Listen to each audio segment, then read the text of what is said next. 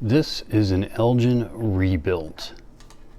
That's right, rebuilt. Now you might be thinking to yourself, that sounds like a fancy name. This must have been one of their higher end models, but rebuilt was never a watch that was actually sold or produced by Elgin. These were kits that were sold out of the back of magazines or newspapers, not exactly sure. So here's a advertisement that may be difficult to see, but you can see that if you can see it.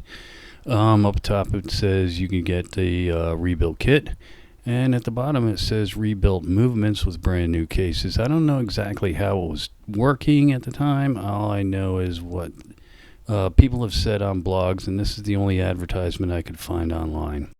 Anyway, so imagine back in the day you bought a watch and decided you were going to run over it with a car. You scratched up the case, you crushed the crystal, you damaged the dial. What do you do now? Do you go out and buy a new watch? Nope. You order a rebuilt kit, which contained the case, the crystal, the dial, the crown. Not sure about the stem. Now I did look at eBay this morning and there were 2 kits available, both around $50. A lot nicer. They were secondhand dials, so I couldn't use it for this. Now I pulled this out of my junk drawer of watches. I had 2 554s. There was this one and one with a tonneau style case, and I thought to myself, this looks an awful lot like a Sportsman, and I already have a Sportsman, so should I do the one with the tonneau case?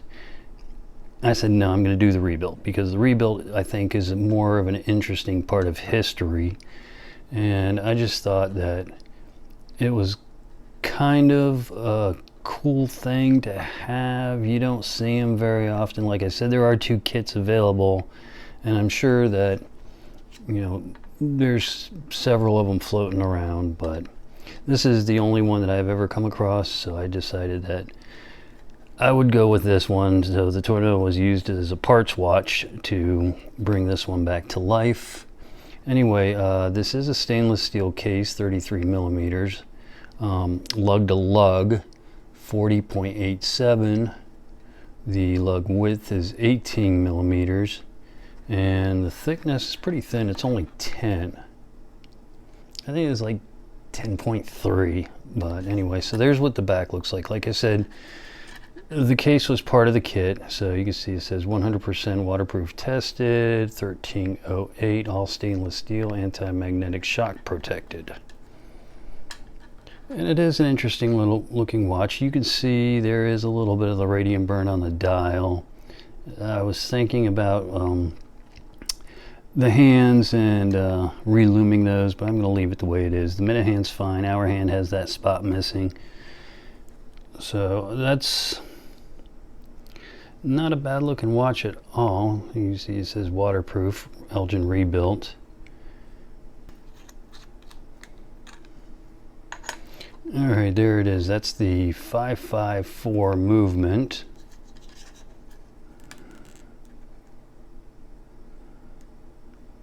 It's 15 joules. So it is running at 18,000 beats per hour.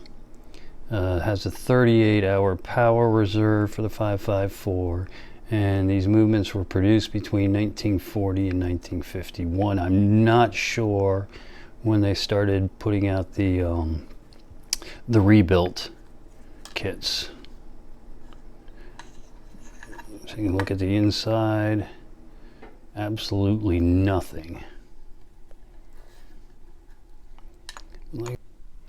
Alright, so there it is, 33 millimeters on my 6.5 inch wrist, 10 millimeters thick, acrylic crystal.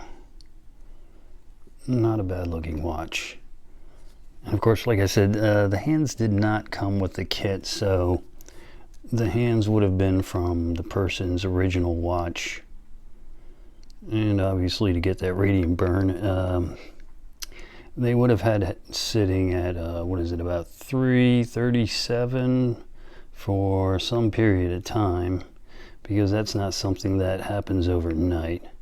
So anyway, there is the Elgin rebuilt, the one that I have with the sub-second hand.